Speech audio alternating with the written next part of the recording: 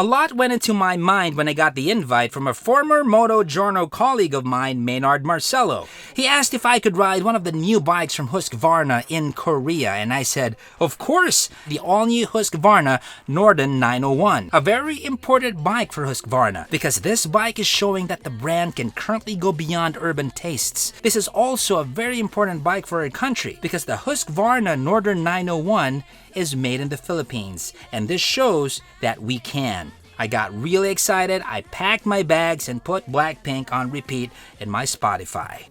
Type of girl that'll make you wanna dream. Type of girl that came straight up off the screen. Type of girl you wanna eyes that make me freeze. Type of girl you wanna wife up Santa Pre. I bring money to the table, not your dinner. Both my body and my bank account could figure. Thinking about me, but there's nothing to consider. If I let you in my circle, you're a winner. I actually got to ride the Norden 901 already last year in Australia. It was a media ride for Thai brand Metzler. Imagine my luck, huh? But I couldn't focus on the bike as much because my scrutiny was directed towards tires, with many bikes to try that weekend. Nevertheless, it left an impression on me. It was balanced, easy to ride, and aggressive when the situation asked for it. And this is aggression I can control, not the other way around like in other bikes. Now I can finally give my full attention on this bike. The Norden 901 has a twin parallel liquid-cooled 899cc engine, identical with what you get from the KTM 890 Adventure and the 890 Adventure R. And if you're like, huh? How did that happen?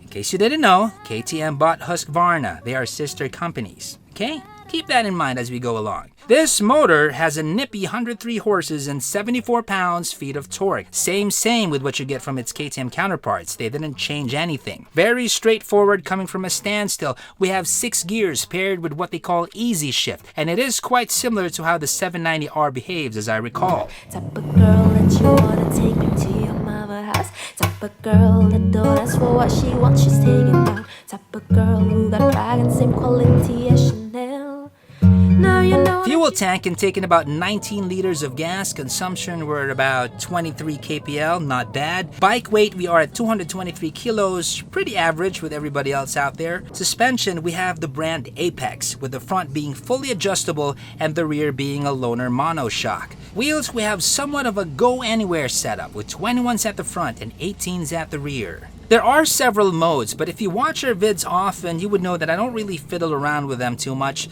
I just stick to the one with the most power, and that's it. I'd only really change settings when we hit the dirt. And yeah, I'm glad we had our fair share of some off-road. Been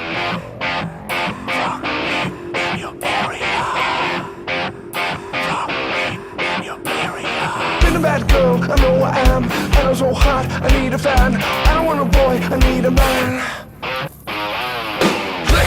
Bada bing, bada boom. 오늘 발작은 모든 나이 bada boom. 그리에서 눈을 가려도 물은 내 입에 커피가 파파판. 파파파파파파판. 지금 난 지금 쭉 지금 대장장. 나서 번fu를 해. 네가 마야를 나야 저리. 점점 난 강빛을 가산만 던. Off-road mode is where KTM know-how kicks in. This mode gives more rear wheel spin for those who love kicking dirt up in the air and slicking and sliding in the mud. But what is awesome though is it gives enough to satisfy the most dirt of dirt riders, meaning the bike will still correct itself if you lose too much rear. And for the more experienced rider, if you want to get into God mode, you can turn off all those safety nets as well. Alrighty, here we go. We are in beautiful Jeju Island, Korea. 안녕하세요. I want to show you the intro of our display first off, okay? Turn it on, that's what you get. Logo for Husqvarna, and just like that, boom, you're in it. So what I like about this display, I got the sun. There's the sun. And it's boring down on the display and we can still see it fine. Now, you got white, you got black, you got neon, basically the colors of the bike all in there. Got some red for the warnings. There are some TFT displays that have been coming out and it's just so colorful. It's like I'm looking at a psychedelic rave party. Does anybody even use the word rave? But anyway, what I'm trying to say is this is just a classy, exquisite display. I must commend the design sense of Husqvarna in, you know, making this like this. Neon black, white, bit of red for the warnings. basically the color of the bike. That's how you do it. That's how you do it. It shows you your mode. You have street. This is our gear, our speedometer, our tachometer. Fiddling through it even more. You got your date. Oh, we traveled 174 kilometers today. In our modes, it's basically street, rain, and off-road. Now let me explain this to you briefly. Street, basically it has a lot of protection going on. It's full on everything with street. Going down to rain, you have the most intervention with the bike in terms of safety. And in off-road, you can get away with a bit more spin when you need to, you know, feel like you're a hero in the dirt and you got to go. You're gonna get more spin in off-road mode, but not enough that you can lose your rear.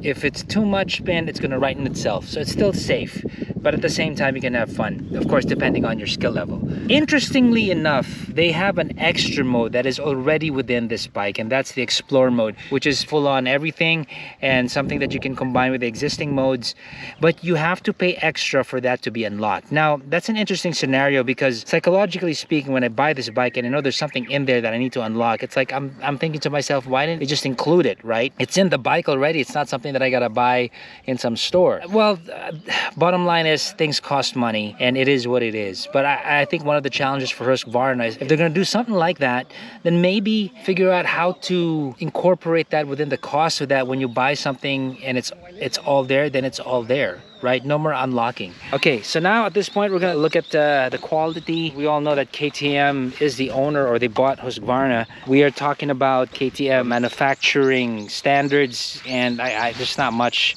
I can say on top of the fact that it is very, very well built. There is really nothing here that I would change so much. And you guys know me, if there's anything here, it probably would be the mirrors. Now, there is an adventure mirror that has a hinge here that you can adjust up and down. Just gotta adjust it with an Allen wrench, and that's one of my favorite mirrors. When I get an adventure bike, I usually just swap it out with this one. It is, I would say, an adventure bike, a touring bike that is compact, but at the same time still looks massive, especially in the front. The Pirelli Scorpion, which is a staple for adventure riding, it did its job. I went through some sand. I kind of broke away from the group. I saw some sand patches. I just got to try it. The tires delivered there spectacularly. We went through some grass. We went through some light trail. We went through some mud. And the tires and the bike, they just worked fine together. Absolutely awesome.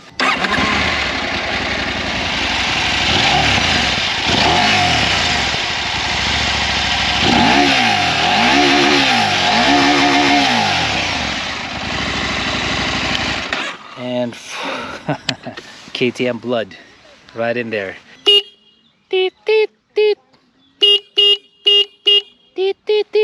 LED all the way. Very, very nice.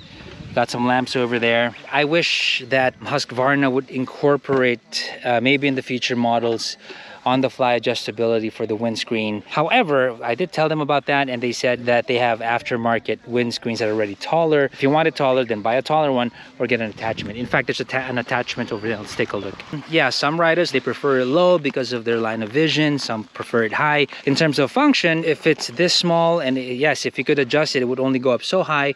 So I guess Husqvarna decided, hey, just go for a taller one or smaller one, or go for these attachments, which is also very, very effective. Now, one of the cool things about this is you can connect and incorporate your phone. So that's how you do it. Boom. So you now got this and this.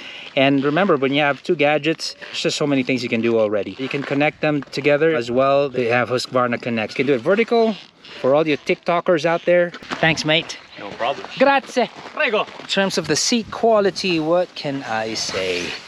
Very, very, very, very nice. Very, very primo. Is it comfortable? I would say yes. There would be big, gigantic adventure bikes out there with very plush seats. This is a bit on the narrow side over here because there's still the sport off-road adventure aspect to it. KTM being KTM, but definitely versus the 790R and this one, if you want comfort, your ass is going to enjoy this much, much more, especially in longer trips.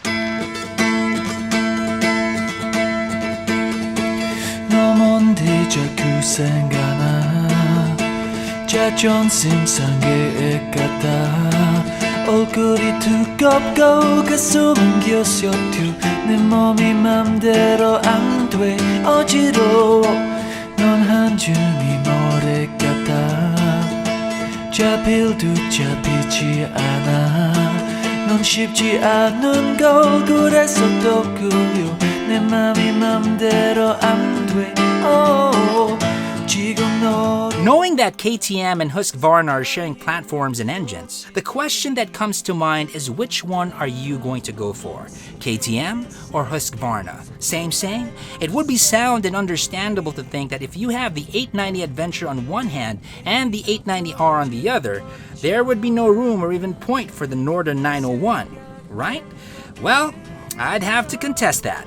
The Norden 901 is basically there to be more well-mannered and behaved as compared to the KTM 890 bikes. Let's take the seat for example, right there. It's more comfortable and already sets the tone of the ride. Also the look, it's slick, it's very stoic, emotionless if you will, but oozing with tons of character. The KTMs in contrast are more of like, hey, look at me, I'm orange, I'm a brute of the brutes and I'll make your testosterone overflow. The Husqvarna, on the other hand, is more like, yeah, whatever, but when need be, will put down its beer, stand up, and give you some serious riding. This is about character rather than nuts and bolts, same engines and innards.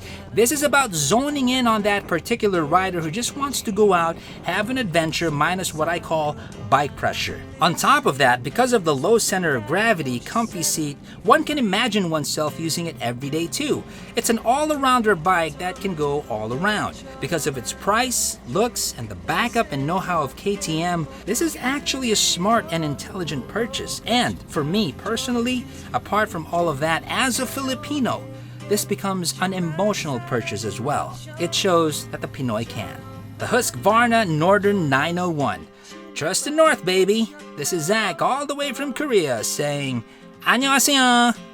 Ain't no magic to the fix it You should keep your distance I'm only telling you because I care Cause I'm hard to love Find it hard to trust When it feels too good I just fuck it up You won't